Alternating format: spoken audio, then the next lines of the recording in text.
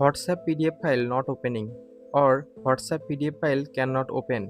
In this video I'll show you how to fix it, so let's see the step.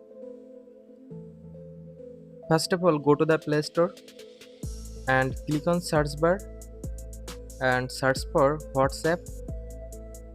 Just update your WhatsApp if it available.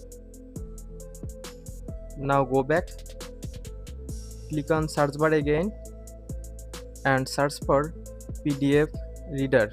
Just search for PDF reader and install any PDF reader from here. Just install any PDF reader. Now go back to home screen, tap and hold WhatsApp, click on app info. Now scroll down, click on storage. Now click on clear cache, go back. Now click on force stop.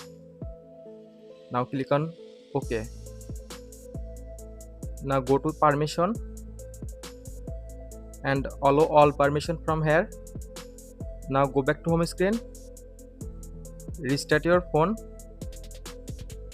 Just restart your phone. Now go to WhatsApp. Now open any PDF file and select your PDF reader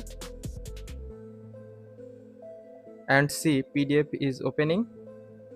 By this way you can easily solve this problem.